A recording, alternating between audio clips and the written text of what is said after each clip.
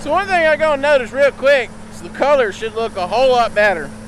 The last like 4 or 5 videos I've been playing with the color settings and everything in the camera, trying to improve the quality of the content that y'all are getting to see. It ain't working.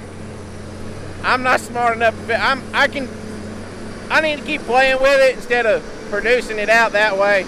Looks like crap. Everything's been kind of green or dark or overexposed, you know, blowed out looking. So everything should look more natural now. Should. So this morning, spin y'all around. It's wet. It rained another inch last night. Well, Sunday morning. And then y'all see how it's really cloudy, dreary. It hasn't dried up any at all over yesterday. On the way to work this morning, it was still trying to rain out like drizzle. Although they're saying it's not supposed to be drizzling anywhere. It sure the crap is drizzling. So, we've done made a loop out in the woods. It's not pretty, it's kind of nasty, but nothing out of the ordinary. Waiting on some foresters to call me back, see what we got going on, and maybe they tell me either stop or keep going or something.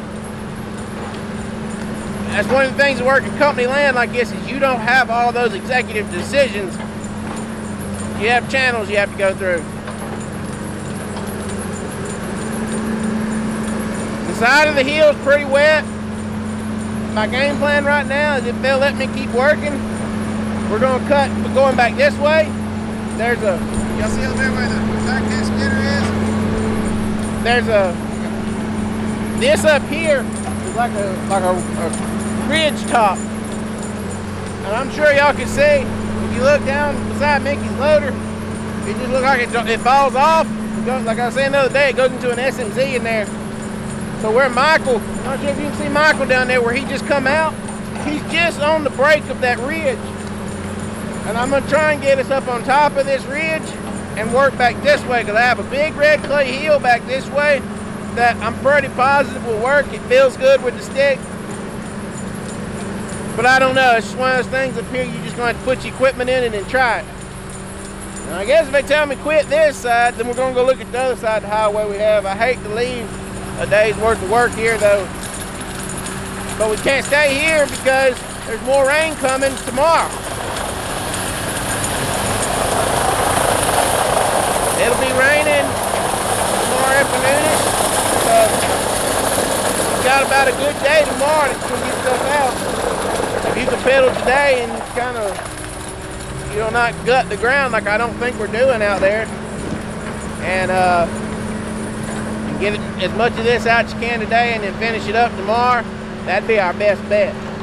So we're gonna go down here in the woods, we're gonna take a walk, we're gonna watch Michael work around a little bit, we're gonna watch the track cutter a little bit. Because you can't mat this mess, it's on too much of an incline.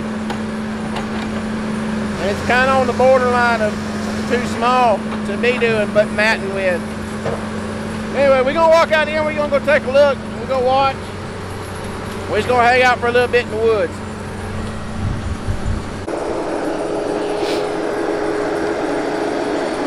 I'm gonna watch Michael pick up last little pile off this row here. Looks like he slid over into that one tree, 2 trees. I figured this row here was gonna be pretty raunchy. I think this is the worst of it. Y'all can look here, see. This is, it's not that bad. This over here really ain't that bad neither. So he's going to have to come back down here, push that, he's going to pick that one up, push that one over, and pick it up. Then you're going to have to pick this one up right here. And we can't leave them leaning, that one's going to die. And that right there is the thing of you're going to have to pay attention and watch how your wood's laid out for you. That though, y'all see how this is on an incline here? Let me see if I can, I'm holding y'all straight. Well, you're actually kind of, there you go. That's straight with the ground according to the camera. So if you're trying to skid like that and you're on that wood, anybody who's ever run one of these machines, you know how slick this can get, how slick that wood can get, especially when it's wet. And then we're starting to get to the year down here where our bark is slipping. And what I mean by bark slipping means the tree is growing, so the bark on the tree is loose and it has lots of sap in the tree, so that makes the tree even more slick to be on, especially when you knock the bark off. And the bark's coming off pretty fast and easy because there's nothing there to hold it on. You know, it don't have a good mating with the tree like it would have, you know, late fall, early winter, stuff like that. Especially you go to work in slash timber. Oh my God, that stuff turned into a nightmare fast. He comes back down here and starts picking this mess up, and I'll turn the camera back on. I ain't got y'all the greatest picture in the world here to watch, or angle should I say. He's getting his broke ones picked up, or his leant over ones. What happened there though, he got up on that wood, and that wood, the tires just slipped. Gravity pulled him towards the bottom of the hill. That's one of the things right there. Y'all look at that. You'll know that stuff is little to begin with, but that right there is one of the things I like about the John Deere Skidder. You see how much more tighter it closes up? You can hold smaller pieces of wood individually way easier with it than you can the Tigercat. And she's gonna push this one over.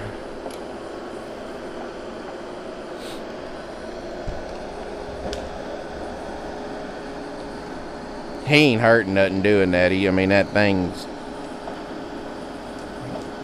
root structure on them little things is just weak.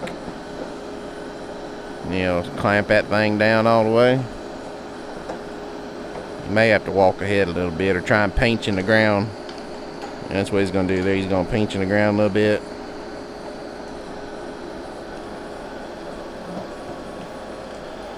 And then it just comes right up. Leaning trees to me just look so ugly too, because it's like it's like the first thing you see when you drive up on a job site.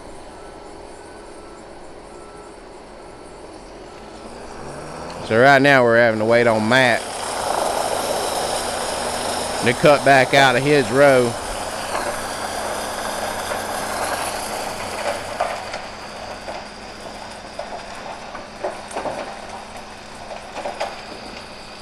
One of those fun Louisiana mornings where it's cool, but it's muggy all at the same time. It's like it's cold, but it's wet. It's just nasty. I think I hear one of our trucks coming in. Either that or we're being attacked by the helicopters again. Y'all saw in the other day's video. I think I included that clip. But what that was is we're working right beside the Fort Polk Army base. Like literally through the woods. We're like 2 miles from the Army base. And we get, yeah, I see Puppy. He's backing in from the crossroads up there. I see what he's doing. But anyway, you get this really weird, every once in a while you'll feel like a percussion, and then you'll see helicopters flying over and jets, and it's always something when you're up here working. You can see Puppy coming into the picture up there now. There's sometimes I don't know what they're shooting off over there, but I would not want to be on the receiving end of that gun, whatever size it may be. That sounds mean. I mean, straight out mean.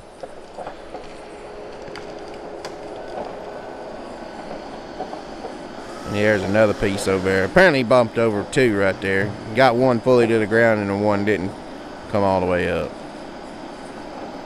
The aggravating thing with that is you'll see Mickey spinning that one back around. it gets a better loader. You can't send the root to the mill. The mill will not buy the roots. Even though it's fiber, they will not buy the roots. It says too much dirt content in it. They'll turn a truck around over one root ball structure. So Mickey's got to pick that up, spin it around, bob the top off, bob the butt off, then spin it back around.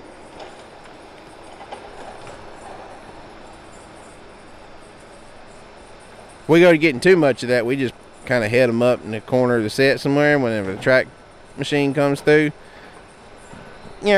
Bob them off with the track machine.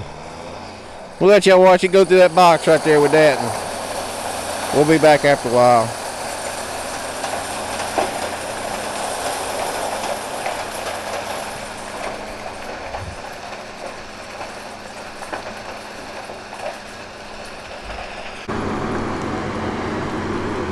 Not very often you get to see the skidder and the cutter working like this close together. So I remember me talking the other day about daylighting the road. That's what's going on here. Michael picking up his road that we daylighted. May fix to pull him off of that. It's turning a popo.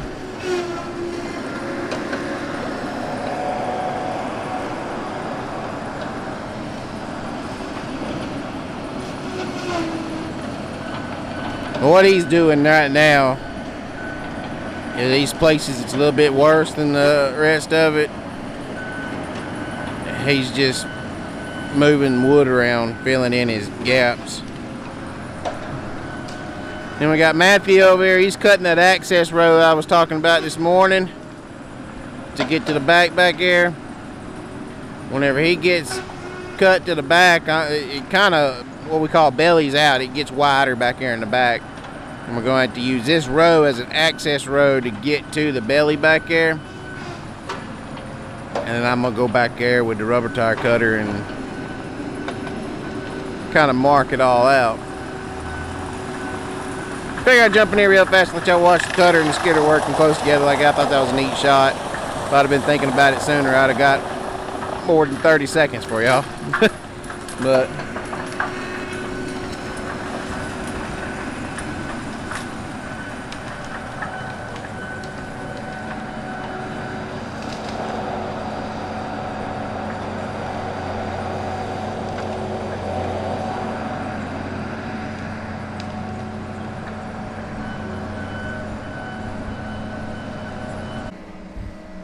so one of the things about having a track cutter, and this is being something I don't like to do, is sometimes when a spot gets tore up, you play damage control. So that's what we're doing right now. You'll see we're right on the side of the road. This is that stuff. I think I showed it to y'all this morning. Showed y'all Michael was working on the stuff down beside the road being daylighted. This is why I hate working up here, up this way.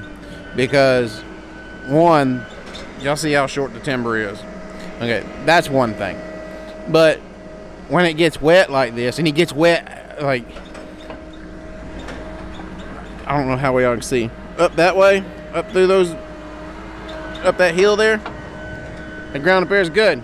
That's down here in the edge, kind of on the side of the hill technically, because that's not the bottom of the hill. That's just like this is just like kind of the side of this hill.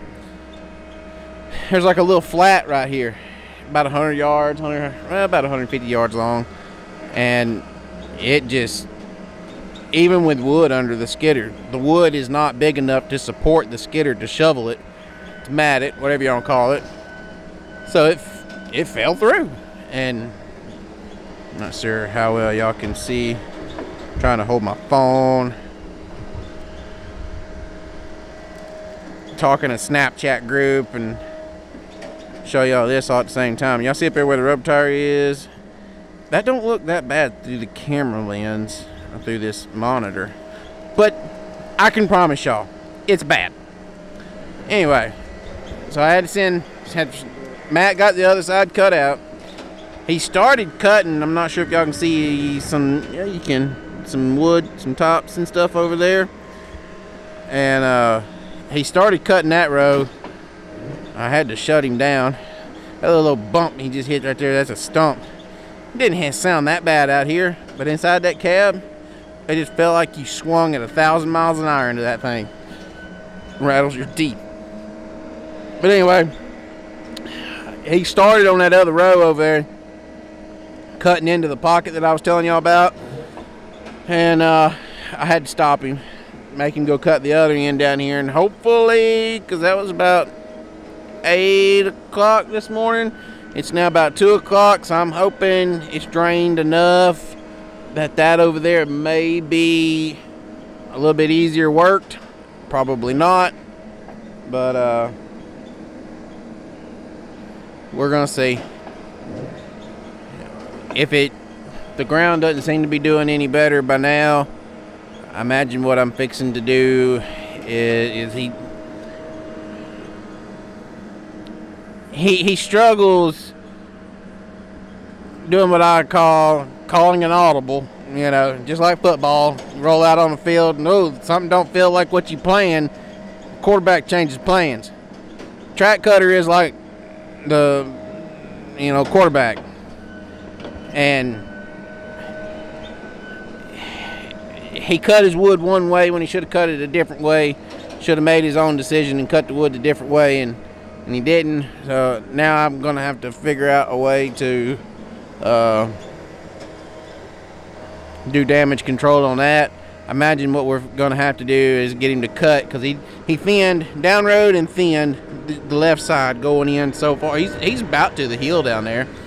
So I imagine what we're gonna have to do now is we're gonna have to get him to thin the right side going in, and then kind of spreading out what wood he has already on the ground, spreading it out. And then once he gets that spread out, we'll let Michael start going back there with him. And Michael's probably just gonna, if there's places that the wood is not big enough or not enough to mat with, Michael's probably just gonna have to bury some of this wood with trash, and then, well, it'll either be a casualty of war, or we will have to dig it up eventually. So anyway, that's what we got going on. There's 5 minutes of watching a track cutter scraping mud around. Y'all hang tight, we'll be back with something else in a minute. The stuff you find in the woods, that's a bunch of fire hose. Don't know where it come from. It just showed up in a drag. Mickey picked his bucket up and he's like, holy crap, look, it's a strap. And he's like, no, it's fire hose. We're going to use it to wrap some hydraulic hoses in, though. I can tell y'all that much. Yeah, buddy. Especially inside that bucket on that loader. Alright, so we got you down there in the woods now. Technically, we're not like in the woods. See, the road is right there. It's right there. Anyway, you see the track cutter up there. What he done? Let me explain what happened here and what I'm trying to fix. Okay, so as I've explained many times, see where his track is right here. You see where his wood is right here. See, he's thinning the timber off the right side there. And what he done was he come down in here. The other day I told him, quit it. The ground was hard in the back. There's no sense in laying 4 sticks to a bundle. It's hell on your skidder driver. So fill the head up, throw it down, continue on.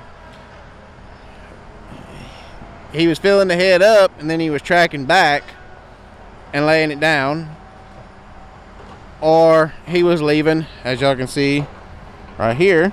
Here's your tops, big old gap, and then there's your butts. He's leaving those gaps in between there. What's the skidder gonna run on when it gets there? Anybody? Raise your hand. Yes, you in the back. Nothing? Exact, you're right, nothing. They're not gonna have anything to run on there. That's gonna make a big old hole, and that's going to create Forrester driving up, seeing that, and going, oh my God, go home. And that's not what I want to do. I can't make money at home. So what I'm having him do now is he's going down through here, cutting everything on the right, and everything on the right that he's cutting, he's putting over here, and everything that he had on the left that was in great big bundles. You see how this pile right here, how he kind of flattened it and widened it out. He had it all piled up over there. So he took some of it, picked it up, and then put it over here. Same thing back through here.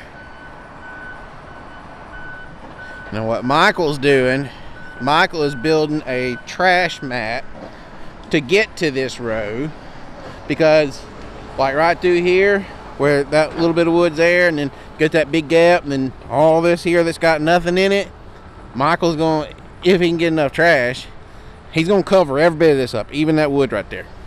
I don't normally condone that, but it's 4 pieces of trash wood, and it's just extra foundation. So it's just, you probably wouldn't even get those anyway, even if you didn't cover them up. They'd probably break up before you could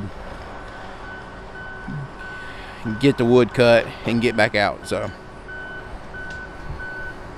don't come at me with a, oh my God, you're throwing away good wood. So when you're building a trash mat like this, you always want to make sure, you see how he's backing the trash over here? He's going to pick that up, and he's going to put a little bit on the other side. You always want to make sure you're backing your trash up to your mud hole. Because if you go and see like that stuff Mickey's got piled up right there for him, that's a lot of vines and hardwoods and broke butt pieces. That's going to make some really good cribbing material to get through. Because y'all can see, it's wet right there. You know, maybe so. I bet it's all wet. I bet you go get my stick and I stick it as far as I want to go on the ground with it. It's wet. But if you pull down here and drop your trash off, you're putting your tractor up here where there's no debris. And then you're going to make a mud hole, and it's going to take twice as much trash to fill in your mud hole. So you always want to back your trash down here, putting it where your tires are going to go, not in the middle where the skidder is going, your belly pan's going to be. You don't want your belly pan holding you up, you want your tires holding you up. So you see Michael sees where the shear tracks have been, so he knows, all right, I'm going to be kind of running in that general area, so he's going to put some trash there, and then he'll come back and he'll put some trash over here. Really, Michael will have every bit of this floored with trash all the way up to these butts of wood right here. So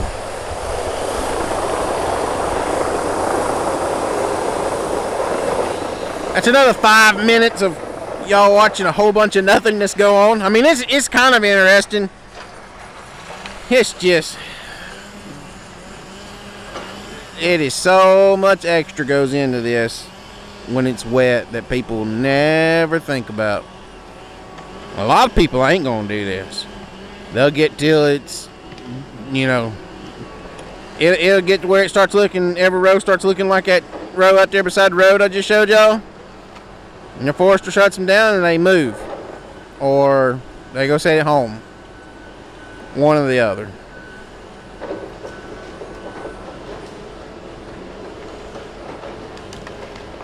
Neither one of those options make me money. I don't make money moving. I don't make money setting it home. So we just buckle up and put our tough panties on and we do the man's job. Well, that one sitting over there, that is number 8. I told y'all Saturday we was just going to buckle down and get it. We still have real close to a load out. And we have how it will be hauled 8. We'll be real close to 3 out by the time we get done. And we'll have another good day tomorrow, hopefully. We're going to be moving tomorrow, though. I don't think there's enough here to last all day tomorrow. But we should have a pretty decent day again tomorrow. Y'all hang tight. We'll be back in a minute.